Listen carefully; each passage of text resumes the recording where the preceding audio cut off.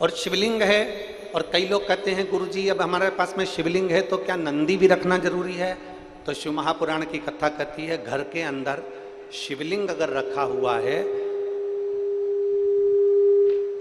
घर के अंदर शिवलिंग अगर रखा हुआ है तो नंदी हो तो ठीक, नहीं हो तो आप और हम जब बाबा को रोज प्रणाम करते हैं तो हम भी नंदी से कम नहीं होते हैं, हम भी नंदी से।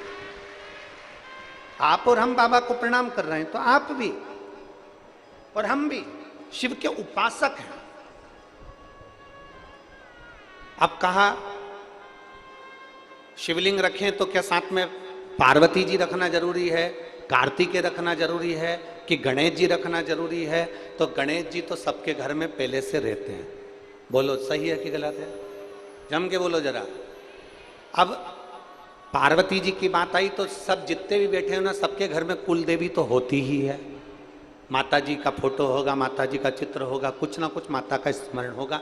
और नहीं होगा तो जो शिवलिंग होता है, आपको पहले भी वर्णन किया, जैसे ये जलाधारी, ये शिवलिंग, ये पानी बह रहा है, यहाँ गणेश जी, कार्तिकेय, अशोक सुंदरी, पार्वती जी, शंकर जी, मतलब पूरा की पूरा परिवार देवादिदेव महादेव का शिवलिंग के रूप में विराजमान।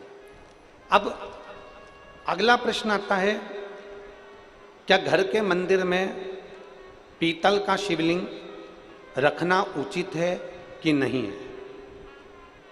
किसी धातु का शिवलिंग या किसी पदार्थ का शिवलिंग रखना उचित है कि नहीं है?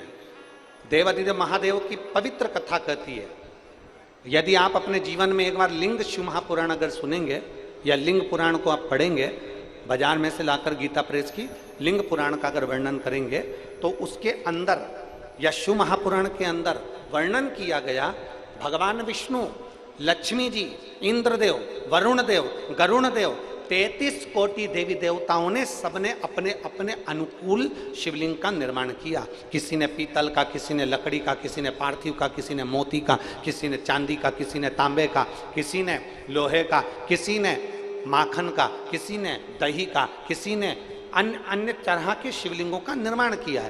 तो शिव पुराण कहती है तुम्हारे घर में अगर पीतल का शिवलिंग है तो भी रख सकते हो, धातु का शिवलिंग है तो भी रख सकते हो, मट्टी का शिवलिंग है तो भी रख सकते हो, चीनी का शिवलिंग है तो भी रख सकते हो, लकड़ी का शिवलिंग है तो भी रख सकते हो, पत्थर का शिवलिंग है तो भी रख सकते हो, पारद का शिवलिंग है तो भी रख सकते हो, स्फाटिक का शिवलिंग है तो भी रख सकते हो। तुम्हारे पास में जैसा शिवलिंग है वैसे तुम पूजन करो, मेरा महादेव उसमें भी प्रकट होकर भाव से स्वीकार करो।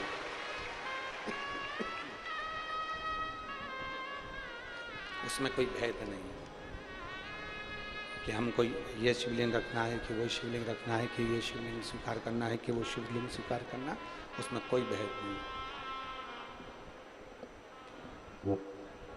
उसमें कोई भेद नहीं। जो शिवलिंग आपके पास में आप उसका पूजन करें, जो शिवलिंग आपके करीब में आप उसकी आराधना करें, जो शिवलिंग आपके नजदीक में है आप उसकी आराधना करिए, आप उसका पूजन करिए। और तेरी पूजन को भगवान बना मन मंदिर,